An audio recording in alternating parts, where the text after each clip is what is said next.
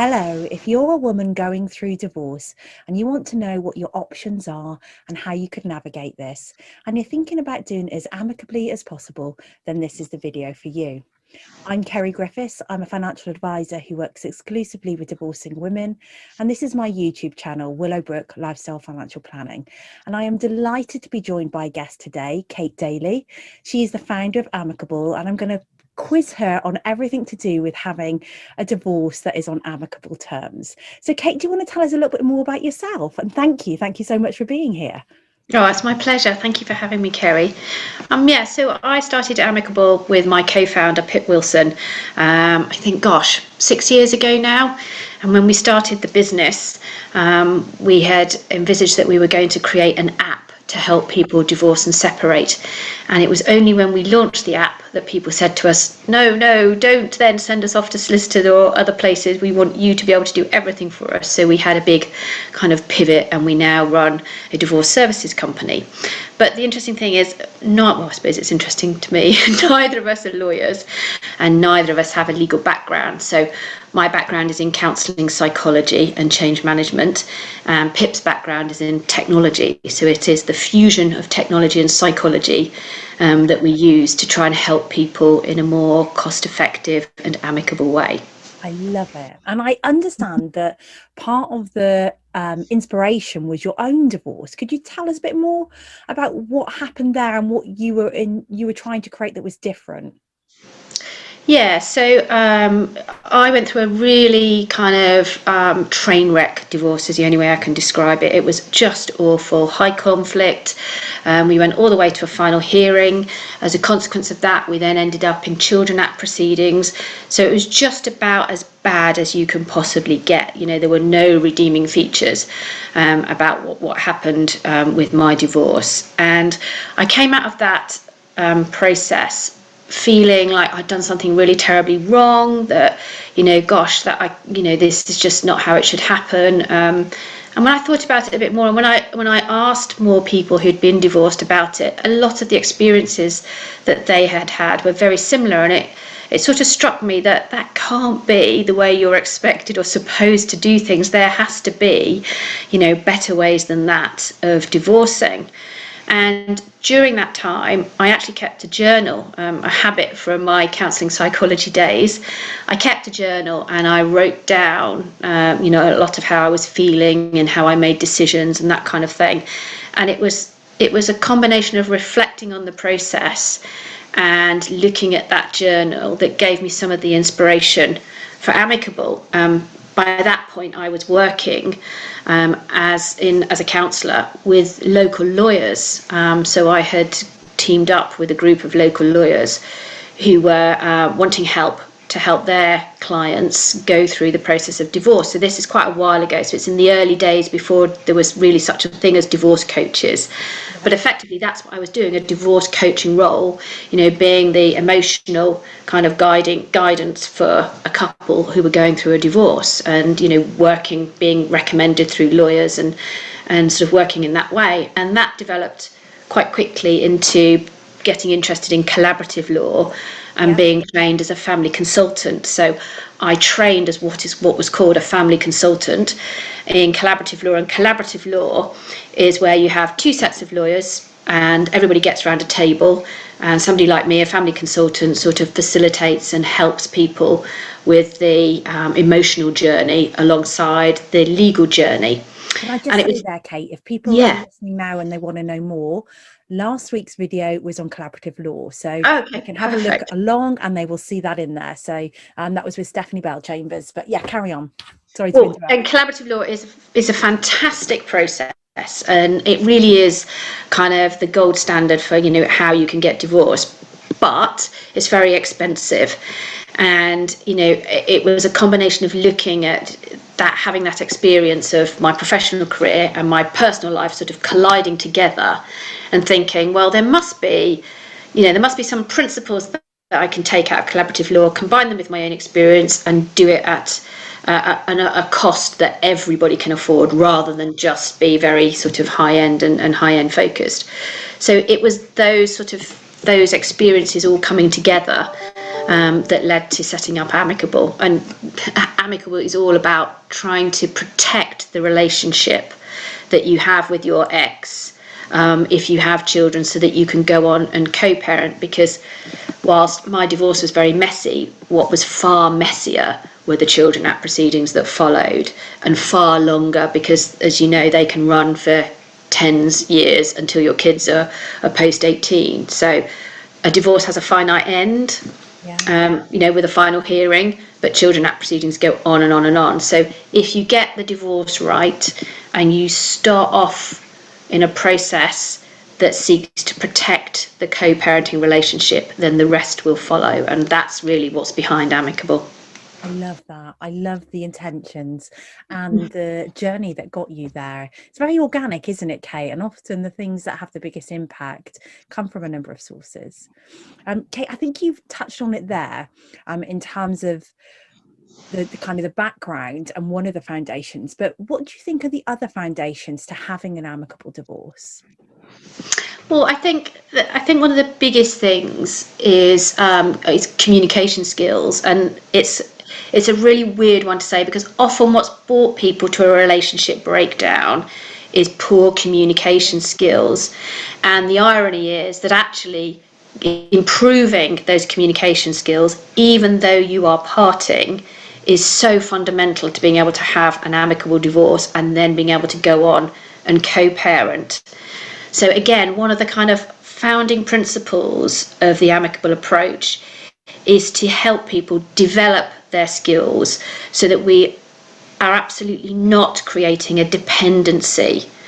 And one of the things that I noticed from my own experience was I became very quickly very dependent on my lawyer to do all my communication. I took the view that my ex was too toxic to deal with, and therefore I would outsource communication to my lawyer. Well, if you've got no kids and you never have to see or speak to somebody again, great tactic. If you've got children and you are going to have some form of relationship, even an arm's length relationship with an ex, you have to be able to communicate. So I think it's really fundamental that just because the relationship as man and wife has broken down, it's important to understand you do need to have a relationship with your ex, and therefore having the communication skills in place to be able to navigate a successful relationship, one, whilst you're navigating the divorce itself, but two, more importantly, when you go on to co-parent your children as separated parents. That's fundamental. So that's one big thing. Another big thing is I think you've got to have a fundamental respect for each other. So you might not like what somebody has done. Perhaps it's something that's brought the relationship to an abrupt end. Perhaps it's something that's been a characteristic of theirs and yours, and therefore the relationship has broken down over a period of time. But to be able to set that aside and say, on a fundamental level, I respect you and I understand that whatever we create in terms of a settlement has to work for both of us. I think that's really important, because I think it's very easy when you feel frightened and you're faced with, the thought of being homeless or not seeing your children as much or whatever it is, the thought of being cut off financially or cut adrift financially. It's very easy to focus on your own needs and to come up with a deal that just sorts you out. And I think a successful amicable settlement is really about making sure that both sets of needs are taken care of, rather than just being so focused on your own. So I think the communication, the respect, the being able to look at both sides of the coin, they're really the fundamental building blocks of an amicable divorce. I love that. Kate, can I ask, on the communication front specifically, how do you do that with your clients? Well, I think it's about, sometimes it's about what we don't do. So I often get emails from people who say, we've booked a meeting, but my husband or my wife isn't speaking to me at the moment, so could you say X or could you send Y? And it's very easy then, wanting to give good service to everybody after they've signed up to a service that you're providing, say, oh yes, of course I will, and to jump in and to do those things.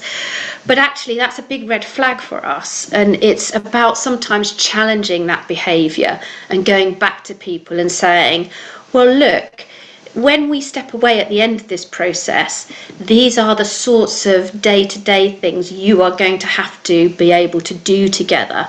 So let's think through how you can make the contact and how you can send the email, pick the phone up, send the text, or whatever it's going to be. And so it's helping them get some confidence. So sometimes it's about what you don't do as much as what you do, and being able to say, actually, this process is about you two learning to be better communicators for the sake of your children. It's more about that. So that's one big part of it. The other thing that I like to do is just simple techniques, like trying to get people when they're sending emails or a text to stop and think about it and read it back and say to themselves, would I send that text/email to my mother, my friend, my work colleague? And if the answer to that is no, then probably there's something wrong in the tone. And we use a technique from the High Conflict Institute called BIF, where when you do communication with your ex, you're trying to move it from that very intimate communication you have when you're married or in an intimate relationship to being a little bit more professional in your communication and a little less intimate and more removed, and trying to get people to think about how they communicate and make that cognizant change from being very intimate to being more formal is quite important. So we say biff it, make it brief, make it friendly, make it informative, make it firm. So brief, informative, friendly and firm, so that you can don't send pages and pages and pages of justification for things. Keep things brief. Keep it informative, so stick to the information that you need. Don't go back over emotional stuff and bring all of that back into it. Keep it friendly and light. You'd be surprised how many times people don't start an email with hi so-and-so or dear so-and-so or how are you today. They just go straight in, you said this and da-da-da-da. So it's just reminding people to keep things light and friendly, and then just be firm. And if you're trying to make a point about something, don't ask lots of questions. The more questions you ask, the more response you invite. So if you're trying to close down a conversation, don't pepper it with questions, even if they're rhetorical ones, because you want to close down a conversation if you're trying to be firm or make a point about a boundary that you might be holding. So there's kind of tactical techniques, and then there's that bigger thing about, really trying to get people to consider how the relationship has to change on a communication perspective.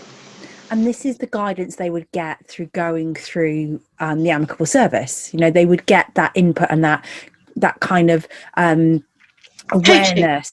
Yeah, it's coaching. We coach as we go. So we have a series of meetings we do with people, not that are set up to teach them specific skills, but those teaching points, if you like, or those coaching points come in as we're going through the normal process of going through a divorce. So there are certain tasks and things you have to achieve and do when you get divorced. We're not saying, and in addition to those, we're going to sit and lecture you about X, Y, or Z. We're just bringing that skill set to the process. So the focus is on the human journey, not on the legal journey. We always say divorce is an emotional issue with legal and financial consequences. So we make an emotional journey and we do the legal and financial consequences along the way. It's not the other way around. So it's about that resonates absolutely. Kate, I just was interested in one thing that you mentioned on your own journey, and just to pick your brains, you mentioned that you had put your relationship into a box of he's toxic, I won't be able to communicate, I'm going to get the solicitor to do it. Through your experience now and what you've seen and what you've learned, do you think that where those difficult personalities, the toxic or the narcissistic personalities exist, that this can still be something that can be navigated in this way? Yes, with some personalities and some types of people, absolutely. I think one of the fundamental things perhaps that was missing off the, how do you have an amicable divorce list was there has to be a willingness on both sides. So, some of the difficulty we experience is that one person wants to be amicable and is very keen on using the service, and the other person just doesn't want to know. And, when we first set up, we spent quite a lot of time trying to persuade the other person this was the right thing to do and the right way to go, and it was better to have an amicable divorce. But actually what you learn is, without that genuine willingness on both people's parts, it is quite difficult to actually have to go through an amicable process. It doesn't work, because these kinds of processes, whether it's mediation or whether it's our negotiation process, they're carrot processes. There are no sticks. And for some people, the court's absolutely the right place, because some personalities are abusive or dangerous, and therefore they have to have the stick and the protection of the court and a solicitor. So this process doesn't work for everybody. But if there is a willingness and there are blind spots in behaviour and people are prepared to work on that behaviour, then yes, I think it can be achieved. But where you have really difficult personalities and there is abuse in the relationship, then I don't think this is the right process, and would say that to anybody who was inquiring about it. And I think the lovely thing about where we are at the moment in all of this is that there are lots of choices now about how you go about your divorce. And I think one of the biggest things we have to do is try and get that message out to people that there are different choices, and one size will never fit all. Yeah. So doing that investigation at the beginning of a divorce to really find what's the best process for not just you, but you and your partner, because you're coming to this as a couple, that's really key, I think. And I would urge anybody just to spend a bit of time investigating different processes and then working out not just which one they like the best, but which one they think will work best for them as a divorcing couple, because I think they're subtly different things. Absolutely. You've really actually opened my mind to that today, just to those few questions so far around kind of having that perspective of the other party in the agreement, working on both sides. I love that. Can we talk a little bit about children in divorce and what you think a good outcome looks like there, and how you could maybe go about that? So I think a good outcome for children is that they're able to thrive, and that they're able to develop in a normal way. And all the evidence points to the fact that the divorce itself isn't going to stop that or stunt that. It's how the parents react to the divorce and how they then co-parent their children that has potentially damaging effects. So if you're in a high conflict divorce and a high conflict relationship, that's more likely to be damaging to your children than if you navigate your divorce, amicably and well, and there's nothing to stop them thriving. Now, I draw the line at saying happy children are a good outcome, because I'm not a big happiness fan. It's a transitory state, and to tell your kids you just want them to be happy can be a real burden, because unhappiness is a natural part of everybody's everyday life and not something to shy away from or be fearful. So I don't think happy kids are a good outcome from an amicable divorce. I think kids that can thrive and learn to navigate the emotional context they find themselves in. So it's stuff like having kids who can come and talk to you about things that upset them, who have the confidence to name their emotions and their feelings, and who can, interact with you, both of you, and appreciate both of you. So making sure that your children have access to both parents, but not getting down that road where I hear so many times where, we want equal access,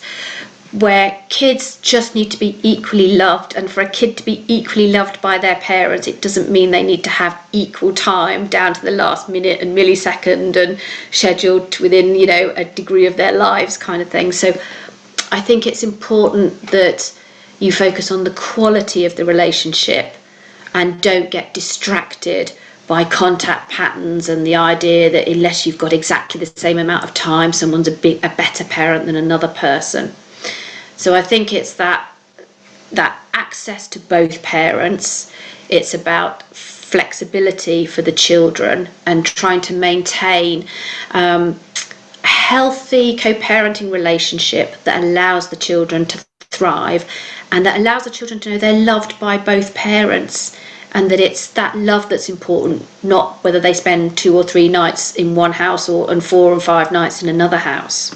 I think this is going to be super thought-provoking for the women watching along, because it's not necessarily, it's quite a different way of viewing the situation. You do get yourself into this box, as you said, of just thinking literally about the logistics rather than the outcomes. But thank you, that's superb, Kate. What about money then, Kate? Because that can really derail, can't it? So how when you're talking about finances, can you keep things on the same path and not get into conflict? Well, again, I think both people in a divorce have a responsibility to do some homework and find out about the money. Very often there's somebody who's run all the finances in the house and the other person has had a different role. Yeah. But when you're starting a divorce, that's the point where you have to get up to speed with the money and what you've got and understand exactly what's in the marital pot. I think there are some very common mistakes that people make that can derail an amicable divorce. Things like just not knowing what the law says about how you split assets. Yes. I think this over-reliance on, well, it's a 50-50 split and that's the end of it because 50-50 is fair. I think that's a real red herring. 50-50 can be the unfairest thing in the world under some circumstances. And I think people really need to understand the sorts of things that the court looks at, as well as just understanding some headline numbers of 50-50. So the court's going to look at people's ability to be self-supporting, whether or not they've got a mortgage capacity, whether or not they can earn in the future at the level that they have been in the past, whether or not they've built up pension, for example. So all of these things, it's really important to get some clear information on what the parameters of a fair settlement are in your circumstances. So I think for me, you've got to get involved. You can't allow somebody else to deal with the finances on your behalf. You have to be engaged in the process. Knowledge is power, so you have to get some knowledge, and if that means getting help from somebody like yourself or whoever, then all good to you and all power to you, because knowledge is power in a negotiation. So you must understand what you're dealing with. You must understand what the court says about certain issues. And things, for example, like pensions, people very often make the mistake that a pension is an individual asset. It's not. It's a marital asset. So just because somebody's built up a pension during the marriage, it doesn't mean it's their pension. It's a pot of money that's an asset just the same way the house is or anything else. And therefore, understanding what you're dealing with and making sure you've got all of the assets disclosed and on the table is absolutely key. If you understand what all the assets are and you understand what the principles of a fair settlement are in your circumstances, you're starting from a really good base, and then you can have a proper negotiation about what might work in your scenario. And I think one of the things that we do perhaps a little bit differently at Amicable is we start with goals. So we always start by asking people what their goals are. So, at the end of this process, what will life look like? Paint me a picture. And we spend quite a bit of time trying to get as detailed a picture as possible. And sometimes people really don't know at the very beginning what they want. So we ask some questions, we tease out, well, where are you going to live? What would an ideal situation be? Where would your partner live in relation to where you lived? Where would the children live? Would you be going back to work? What would it feel like to be, more financially independent and have an income as well? And what if you could retrain and do this or that? So we really get a detailed picture of where they're aiming for. We then help them with the financial disclosure. So we go through everything just like a solicitor would, in the terms of, we get all of the assets down, we get CUTVs for pensions, absolutely everything listed. And then we say, well, look, if these are the goals, and these are the resources we've got to play with, how can we best split these resources to meet these goals? And that creates options, because there's never one way to cut a pie. Yeah. And when we've got those options, we can then say, well, let's relook at those goals. Which of these options are preferred options? What are your priorities? And slowly that will mould into maybe one or two options, eventually one option, and then one option will become a settlement. Now, if you contrast that to how traditionally a legal approach has been, which is right, you're entitled to X, you're entitled to Y, there's a range of X and Y here, a range of A and B here, let's just horse trade until we get the numbers, somewhere in that band of agreement. It's such a different process. It's such a different feel. Yeah. And it doesn't take into account that not everything, although it might have a monetary value, is equally important. Yeah. Some people feel very passionately about staying in a family home. And again, that can be a real red herring, because it might be very expensive to run a large family home, and you might actually be creating a situation for yourself that goes on for years and years and years and creates real genuine financial hardship. Whereas actually selling a property and downsizing, although it feels perhaps a bit like ripping the plaster off, in the longer term there might be way more benefits to that than it feels like at the time. So exploring those different options and trying to explore them in quite a neutral way, so that we're saying we're just going to explore. No one's got to agree with this. We're just going to, just with the spirit of inquiry, we're going to explore what that scenario might look like, and then we're going to contrast it with a different scenario. Just having that sort of curiosity about what could work, rather than immediately being frightened that if you say anything, that's somehow going to be held against you. Then I think that's what the amicable process brings, and I think it's a better way of looking at all of the options and making a genuine choice, rather than feeling like you're in some intense negotiation where you've got to just only give a tiny little bit or aim really high because you're going to get battered down. So I think it brings a genuineness to the process. I think so too. And I think that curiosity really stands out, having that curiosity. And like one of the things that I'm so passionate about encouraging is having that curiosity in the short and long term. So that scenario where they are making a decision about the much loved family home in the context of how it looks over a longer period, so that they are able to make a truly informed decision, and that is going to secure not just now but their future financials. I think is really key as well. Yeah, and sometimes that's about confidence as well, isn't it? I mean, why do you think you can't make another equally brilliant family home? Look what you've managed to create once. Why couldn't you replicate that with different bricks? Of course you can. Absolutely you can. And sometimes it's about being almost just poke to say there is a different way here, and actually being able to have a visual of what the options look like, so that I can picture you now around a table or on a Zoom call, all of you looking at it slightly differently and really gaining from those other perspectives, and I can really see how that could produce an outcome that works so much more strongly for those involved. Well, each family's different, aren't they? And everyone's an expert in their own family. It would be wrong for any professional to think that they can superimpose a good solution on somebody. It doesn't work like that. People know their individual circumstances the best, and they know what's going to work for them and where their pinch points are. And I think these sorts of processes, not just the amicable, these sorts of processes bring a creativity that you don't get. That's it. Yeah, it's a hard-ass lawyer negotiation, and I just think it brings something different. And at this sort of time, you need all the creativity you can get, quite frankly, and I think it's a really good thing to have. You'd probably agree, Kate, it's a rare situation that you get where there's just enough money to suit everything that everybody wants. There's normally some pinch points, there's normally some give and take, and that creativity is exactly what you need. Kate, my last question for you. I know how passionate you have been around changing the face of divorce. So what would you like? And one of the main things we probably should mention, Kate, then is this whole journey to being in a position where both parties could be represented by one legal team. And that's been a big part of your journey. So what would be the next stage of divorce legislation you would like to see change, and what would an ideal divorce system look like for you? Gosh, so it's such a massive question, isn't it? If I had my wand, what would I do?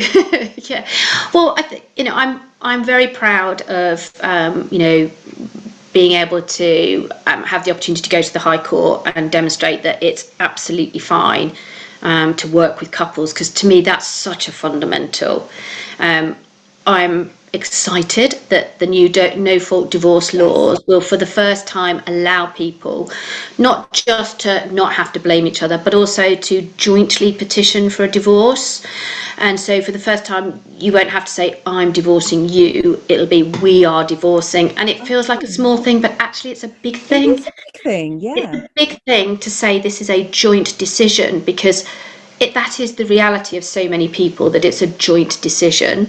Not always, but it's the reality of a large number of people. And to be able for the system to cope with that very human joint decision making bodes well. So I like that that's coming, and I think that's important.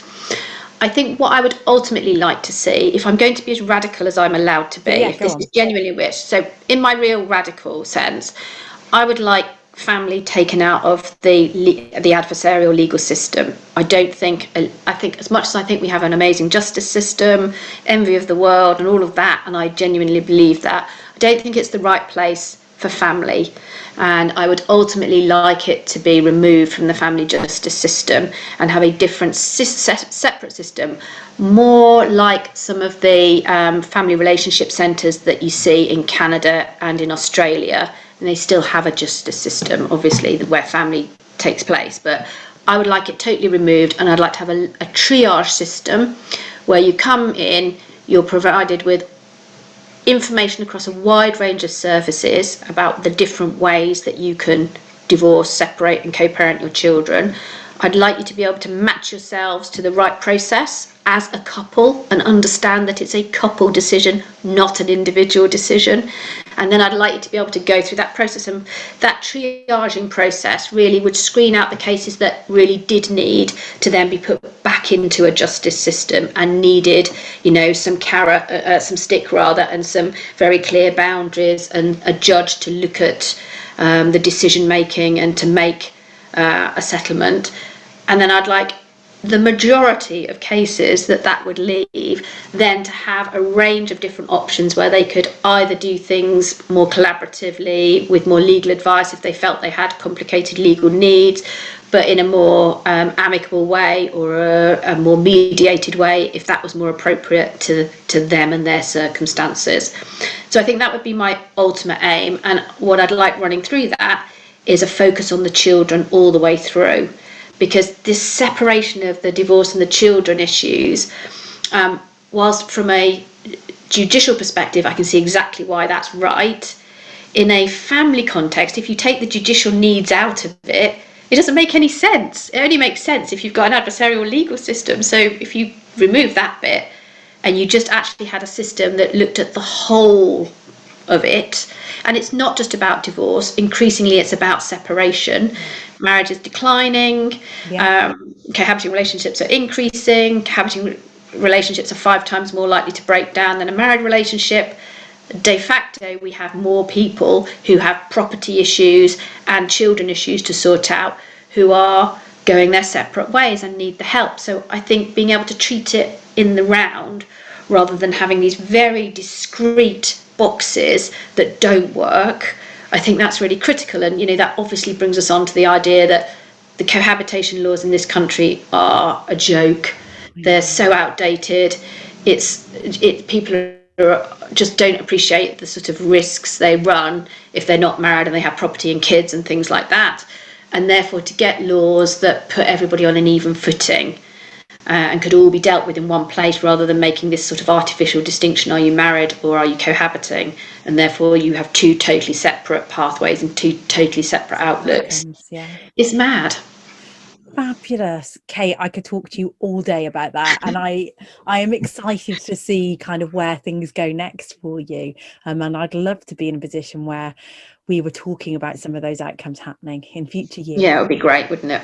Kate, you've been a fantastic guest. I will put your links onto the description if anybody wants to find out more. I know that you run a podcast, so I'll put the details of that as well, and people can listen along. Thank you very much. Thanks for having me, Kate. It's been lovely to talk to you.